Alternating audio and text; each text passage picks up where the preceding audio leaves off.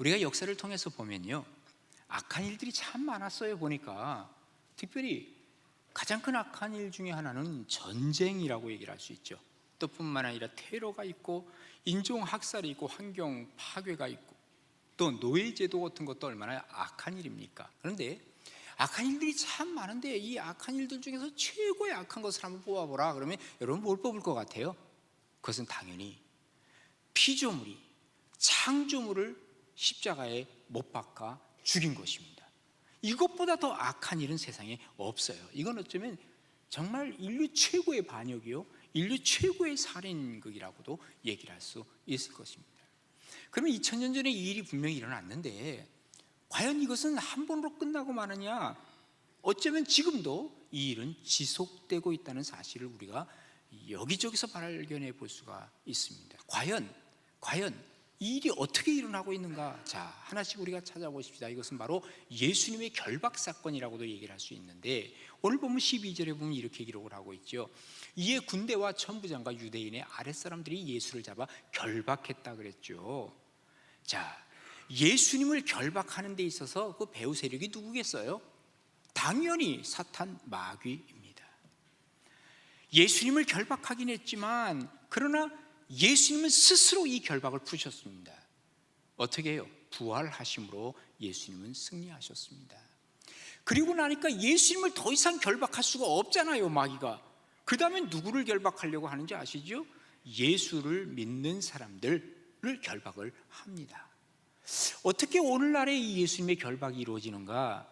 한 세 가지 정도로 얘기를 할 수 있는데, 첫 번째는 뭐냐 하면요, 물리적인 힘으로 예수님을 결박합니다. 그래서 예수님을 믿지 못하도록 만드는 거예요. 강제적으로. 북한 같은 나라 지난주에 봤죠. 그 북한 인권 보고서 같은 데 보면 예수를 믿거나 예수를 전하면 공개 처형을 합니다. 이게 바로 예수님을 결박하는 것 아니겠습니까? 이슬람교에서는 어떻습니까? 이슬람교에서도요, 예수를 믿으면 불이익을 받거나 아니면 죽임을 당할 수도 있고요. 그런 식으로 해가지고 물리적인 힘으로 이렇게 예수님을 결박하는 경우들이 많이 있더라, 그 말입니다. 그 외에 우리나라 같은 경우는 어떻습니까? 우리나라는 이렇게 물리적인 힘으로 예수를 결박하지는 않아요. 그러나 어떤 모습으로 하느냐면 부정적인 환경을 자꾸 만들어 갑니다. 그리고 언론을 통해서 계속해서 지금 기독교가 마치 무슨 범죄를 하는 집단처럼 꾸미는 경우들도 종종 있고요.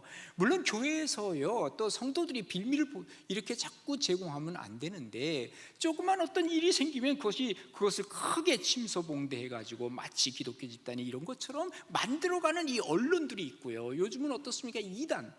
그 이단은 분명히 기독교가 아니에요. 그럼에도 불구하고 기독교처럼 그대로 보도를 해 나가는, 자기들이 알면서도 이런 보도를 하죠.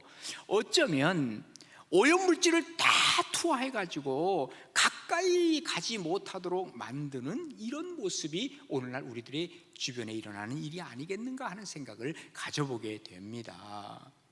역시 이 배후에는 누가 있느냐? 사탄이 배후에 있다는 사실을 우리는 볼 수가 있습니다. 그 다음에는 또 예를 들면 말이죠, 우리가 그리스도인들 자신이 스스로 내적으로 예수님을 결박하는 경우들도 참 많습니다. 우리 스스로 자기 한계를 거놓는 거예요.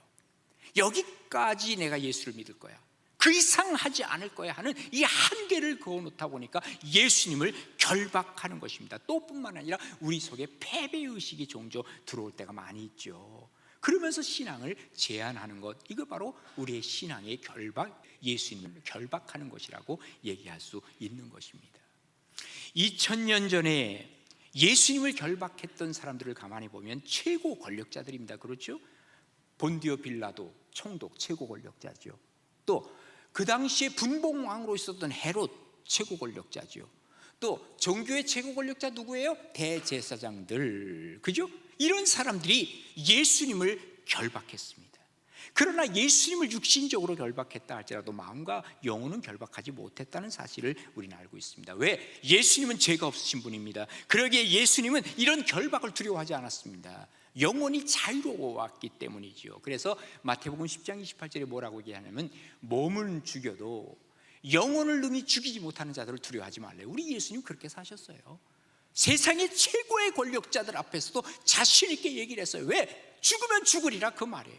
오직 몸과 영혼을 능히 지옥에 멸하실 수 있는 하나님을 예수님께서는 두려워했다는 사실을 우리가 보게 되는 것이죠. 마귀는 결코 영혼을 결박할 수 없습니다. 우리가 영혼이 결박당하지 않기 위해서는 예수 그리스도를 내 속에 모시고 예수 그리스도와 함께 우리가 나아갈 때 결코 마귀는 우리의 육신은 혹시 결박한다 할지 몰라도 우리의 마음은 결박할 수 없다는 사실을 믿으시는 여러분 되시기를 바랍니다. 예수님은 결박당했으나 참 자유를 우리에게 허락해 주셨다는 사실을 우리는 믿고 있는 것이죠. 우리가 간혹 가다가 예수님을 지금 이 순간에도 결박하는 경우들이 종종 있음을 우리는 고백할 수밖에 없습니다. 자, 보세요. 여러분 집에 혹시라도 어느 곳인가 십자가를 달아놓으신 분이 계실지도 모릅니다. 아니면 내 목에 지금 현재에도 십자가를 걸고 다니시는 분이 계실지 모르면 좋은 일이죠. 십자가를 생각한다고 하는 것이죠. 이 십자가는 믿음의 상징입니다. 우리 교회에도 십자가가 달려 있습니다. 그런데 바로 십자가가 있는 그곳에서 우리의 신앙을 제한하기 시작하고 우리의 신앙을 거기에 결박하기 시작하면 위험해질 수 있다는 사실을 우리는 기억해야만 합니다. 자, 어떤 분은 얘기하죠. 교회 와서 십자가를 보는 그 순간부터 마음이 열리기 시작하고 기도가 된다는 거예요. 좋습니다. 상권 귀한 일입니다. 그런데 세상 속에서도 우리는 그 기도를 할 수 있어야만 합니다.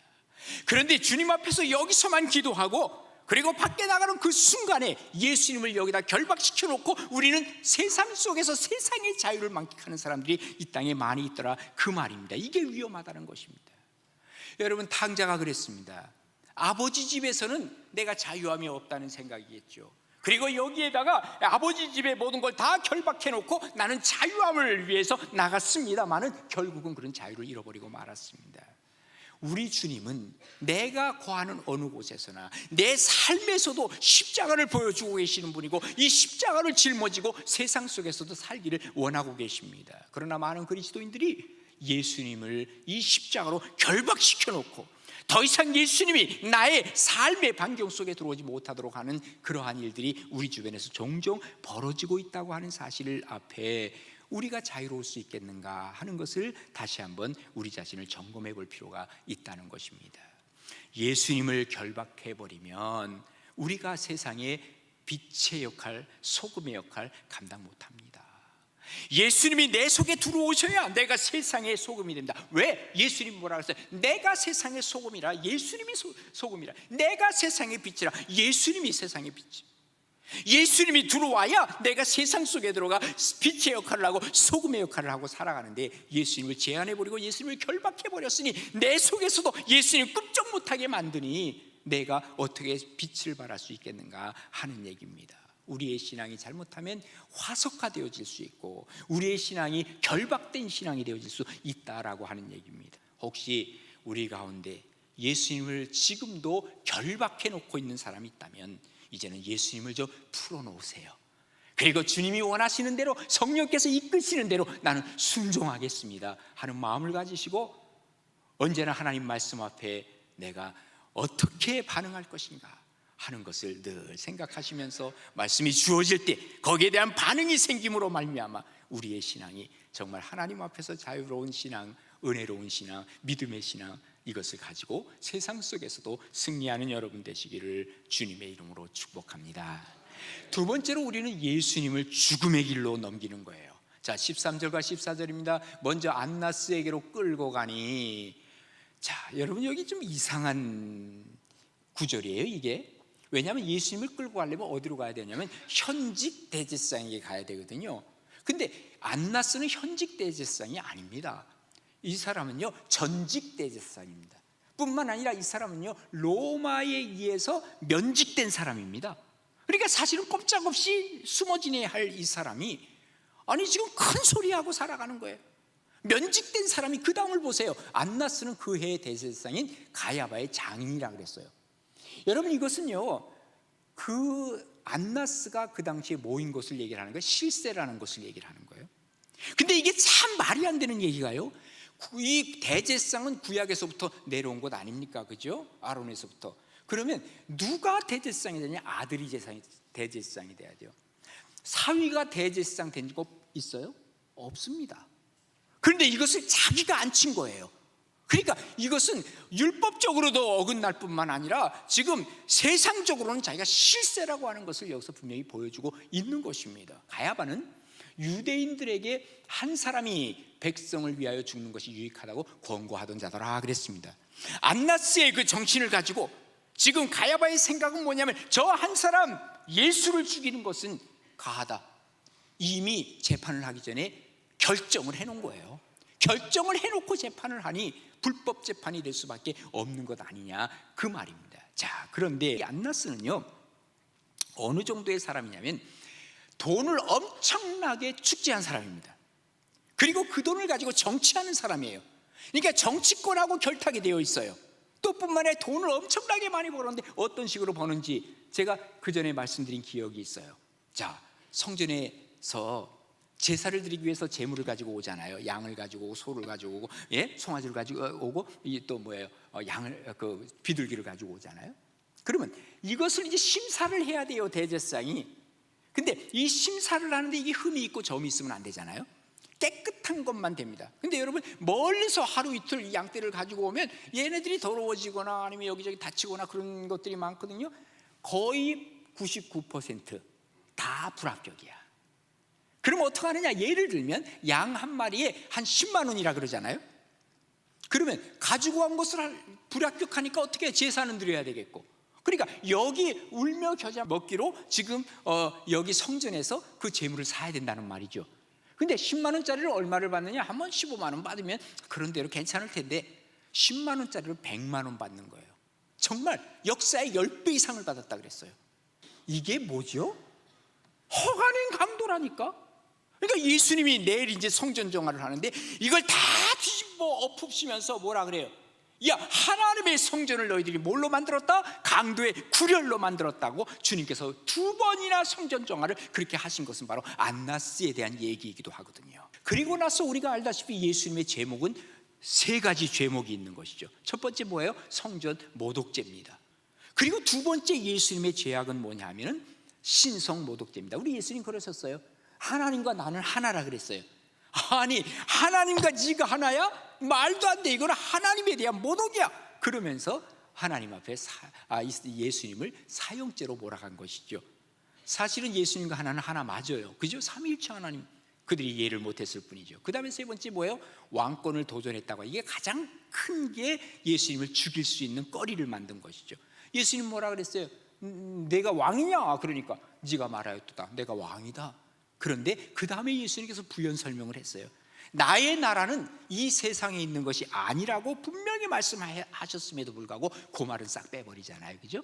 그리고 예수님을 반역죄로 몰아가는 거예요. 아니, 감히 가이사에 네가 대항을 해서 말꼬투리를 잡은 것이죠. 뭐 때문에 이렇게 예수님을 죄인으로 몰아갔을까요? 이유는 분명하죠. 자신들의 이익을 위해서 그런 것입니다. 그죠? 오늘날도 예수만 없으면 편할 것 같은 사람들이 있어요. 예수만 없으면 내가 이 사기도 치고 예수만 없으면 도둑질도 하고 못된 거짓말도 자꾸 할 텐데 자꾸 예수님이 자꾸 신경 쓰여. 예수님 좀 없는 걸로 합시다. 예수님을 죽여버리는 거예요. 내 마음속에서 죽여버리는 것이에요. 또 어떤 때는 예수님이 잘못을 지적하는 거예요. 너 왜 그렇게 살아가냐? 특별히 독재자들을 보세요. 예수님을 다 죽이려고 합니다. 왜? 예수 믿는 사람을 통해서 예수님이 지적을 하거든요. 그러니까 예수님을 지금 죽이는 일들이 지금도 계속 빈번하게 일어나고 있다는 사실을 우리는 보게 되는 것입니다. 무한한 능력이 있으신 하나님이신 예수님, 이렇게 예수님을 죽이려 하는 사람 앞에 어쩌면 힘이 있으시니까 그들을 물리치실 수도 있었겠지만 주님께서는 순수히 죽음의 길로 걸어가셨습니다. 왜 그랬을까요? 예수님이 죽지 아니하시면 여러분과 제가 죽어야 하는 겁니다. 우리 예수님께서 우리를 사랑하셨기 때문에 정말 여기서 이길 수 있지만, 예수님의 능력이 있지만, 벗어날 수 있지만 주님께서는 여기서 벗어나지 아니하시고 오히려 예수님이 나를 위해서, 우리를 위해서 죽으심으로 우리에게 구원을 이루게 하셨다는 사실을 우리에게 보여주고 있는 것이죠. 어쩌면 우리가 계속 죄악 속에 들어간다고 하는 것은 예수님의 죽음을 나도 모르는 사이에 즐기고 있다고 얘기를 할 수가 있을지 모릅니다. 죄송하지만 그리스도인으로서는 염치 없는 모습입니다. 이제는 더 이상 감사함으로 내가 주님을 위해서 살고, 주님이 내 속에 살아계시는 것을 내가 이 땅에서 내가 보여주며 살아간다는 것, 내 속에 그리스도의 생명이 약동했을 때 비로소 그곳에 하나님의 능력이 나타나는 것을 우리가 경험해 가는 것, 이게 바로 그리스도인의 진정한 모습이 되어야 한다는 얘기죠. 그래서 갈라디아서 1장 4절에 보면 이렇게 기록합니다. 그리스도께서 하나님 곧 우리 아버지의 뜻을 따라 이 악한 세대에서 우리를 건지시려고 우리 죄를 대속하기 위하여 자기 몸을 주셨으니 영광이 그에게 세세토록 있을지어다. 이 고백이 우리의 고백이 되어서 우리도 역시 아멘 하고 고백해야 될 줄로 믿으시기를 바랍니다. 그때 지난주에도 말씀을 드렸지만 갈라디아서 2장 20절이 나오는 거예요. 내가 그리스도와 함께 십자가에 못 박혔으니 이제는 내가 사는 것이 아니라 내 안에 그리스도께서 사신 것이라. 오직 내 안에 그리스도께서 사시는 것은 이제 내가 육체로 사는 것이 아니요, 나를 구원해 주신, 그리고 나를 사랑하사 나를 위하여 자기 일을 버리신 사랑, 그 그리스도의 아들을 믿는 믿음 안에서 내가 사는 것이라 하는 이 고백이 우리 가운데 있을 때 비로소 다시 예수님을 십자가에 못 박는 것이 아니라 이제는 예수님을 바라보면서 생명력이 약동하는 삶을 우리가 살아가고 그리스도인 다음을 잃어버리지 않고 살아가는 우리의 모습으로 변모되겠지요. 이런 은혜와 축복이 우리 가운데 넘쳐서 예수님을 다시 십자가에 못 박겠다라고 하는 이 마음에서 생명으로 변화되어지는 역사들 경험하시는 우리 가나안의 모든 식구들 되시기를 주님의 이름으로 축원합니다. 세 번째로는 예수님을 지금도 많은 사람들이 부인을 합니다. 자, 오늘 15절부터 보겠습니다. 시몬 베드로와 또 다른 제자 한 사람이 예수를 따르니, 그러니까 예수님이 연행되어 가면서 제자들은 다 흩어져 버렸어요. 그런데 딱 두 사람이 예수님을 따라갔네요. 베드로, 또 한 사람 누구예요? 또 다른 한 사람이 예수를 따랐다 그랬는데, 이 또 다른 한 사람이 그 누굴까 궁금하지 않으세요? 분명히 따라갔어요, 또 한 사람이. 그런데 이 사람이 누굴까? 어쩌면요, 예수님의 사랑을 가장 많이 받았던 요한이라고 얘기를 할 수 있을 거예요. 분명히 요한임에 틀림이 없지만 그럼 왜 그렇게 썼나? 그냥 요한이라고 쓰지. 이게 무슨 복음이에요? 요한복음. 자기 이름을 그냥 쓰기에 좀 민망하지 않아요? 좀 그러니까 자기 이름 쓰지 않고 그렇게 쓴 것이면 틀림이 없다 그 말이에요. 그래서 어쨌든 이 제자는 대제사장과 아는 사람이라 예수와 함께 대제사장의 집 뜰에 들어갔어요. 그러니까 베드로는 아직 못 들어갔어. 근데 요한은 당당하게 들어갔어. 왜? 대제사장과 잘 아니까. 예수님 들어가니까 예수님 따라서 들어간 거예요, 요한이요. 그리고 나서 그 다음에 뭐라 그럽니까? 베드로는 문 밖에 서 있는 거야. 그런데 그때 대제사장을 아는 그 다른 제자가 요한이 나가서 문 지키는 여자에게 말하여 베드로를 데리고 들어왔다 그랬어요. 그러니까 지금 자기는 충분히 들어갈 수 있지만 그 동료인 베드로를 지금 데리고 들어오기 위해서 거기 문 지키는 여종에게 얘기를 한 거지. 아마도 이렇게 얘기했을지 몰라요. 저 밖에 있는 친구가 하나 있는데 나랑 잘 아는 친구니까 들여보내줘. 아마 그랬겠죠, 그렇지 않아요? 자, 그렇게 되니까 어떻게 됩니까? 17절에 보면 문 지키는 여종이 베드로에게 말하되 너도 이 사람이 제자 중 하나가 아니냐? 너도? 라는 걸 보니까 앞에 있는 요한은 제자인 것을 인정한 거죠, 그죠? 너도 이 사람이 제자 중에 하나가 아니냐? 라고 물으면서 그가 말하되 난 아니야. 어쩌면 이렇게 단호하게 시치미를 딱 떼요? 그러니까 어떻게 됩니까? 18절에 그때 날이 추웠어요. 종과 아랫사람들이 여기 모닥불을 피우고요 서서 불을 쬐고 있어요. 그러니까 베드로는 추우니까 거기 함께 합류한 거예요. 오히려 합류를 안 했으면 몰라 이제 그 다음에 두 번째, 세 번째 예수님을 부인할 수 있는 조건을 지금 마련하게 된 것이죠. 자, 오늘 우리가 본문을 통해서 볼 수 있는 게 있습니다. 수제자라고 한다면 어떻게 해야 돼요? 예수님께서 잡혀가고 예수님께서 연행되어 가고 할 때에 사실은 어떻게 해야 됩니까? 예수님을 변호해야 되는 거 아니에요? 우리 선생님 그런 사람 아닙니다. 우리 선생님이 그렇게 얘기한 건 그런 뜻이 아닙니다. 오해한 것입니다 하고 이해시키려고 해야 되는 게 수제자의 모습 아니냐 그 말이에요. 그런데 시인은 하지 못할 망정 예수님을 부인했습니다. 왜 그랬을까요? 마찬가지예요. 나에게 불이익이 올까 하는 두려움 때문에 그런 거죠. 우리가요, 어떤 사람을 안다 그럴 때요, 그냥 그 사람에게 뭐 이익을 얻을 것 같으면 나 그 사람 잘 알아 그래요. 근데 그 사람 때문에 내가 불이익을 얻게 되면요, 빨리 잘하는데 나 그 사람 몰라. 아니, 비디오로 다 찍혀 있는데도 모른대. 이게 왜 그래? 불이익을 받을까 봐 거짓말하고 있는 것이죠. 특별히 그리스도인들은요, 아무리 불이익이 내가 온다 할지라도 예수님을 부인해서는 안 되는 거죠. 나는 예수님의 제자입니다. 나는 예수님의 종입니다. 분명히 고백하고 살아가는 여러분 되시기를 바랍니다. 손해가 있다 할지라도요. 그래서 로마서 10장 9절에 보면 이렇게 기록하고 있습니다. 내가 만일 내 입으로 예수를 주로 시인하며 또 하나님께서 그를 죽은 자 가운데서 살리신 것을 내 마음에 믿으면 구원을 받아요. 뿐만 아니라 사람이 마음으로 믿어 의에 이르고 입으로 시인하여 뭘 받아요? 구원에 이르느니라. 예수님이 마태복음 10장에는 뭐라고 말씀하십니까? 누구든지 사람 앞에서 나를 시인하면 나도 하늘에 계신 내 아버지 앞에서 그를 시인한다. 누구든지 사람들 앞에서 나를 부인하면 나도 하늘에 계신 내 아버지 앞에서 그를 부인할 거야. 주님 말씀하십니다. 진짜와 가짜는 언제 구별이 되는지 아시죠? 보통 때는 모른다 그랬어요.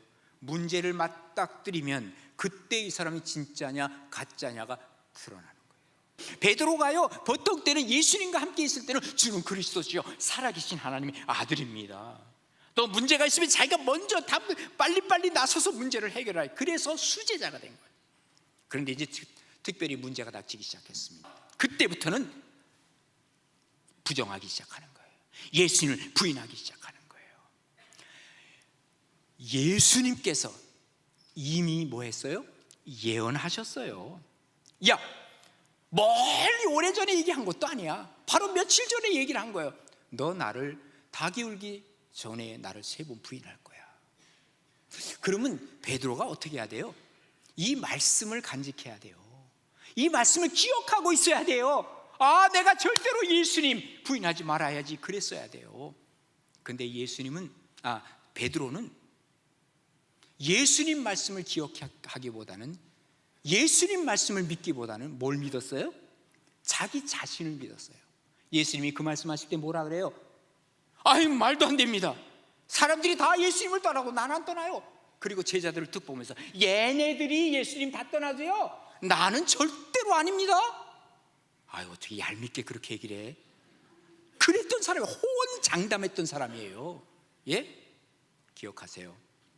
나 자신을 너무 믿으려고 하지 마세요. 나는 절대로 그렇지 않습니다. 어떻게 나 자신을 믿습니까? 나도 몰라요 어떻게 될지. 또 다른 사람 자꾸 믿으려고 하지 마세요. 그 사람은 확실한 사람이야. 그 사람 확실한 사람. 여러분, 사람은요 믿음의 대상이 아닙니다. 사람은 사랑의 대상입니다.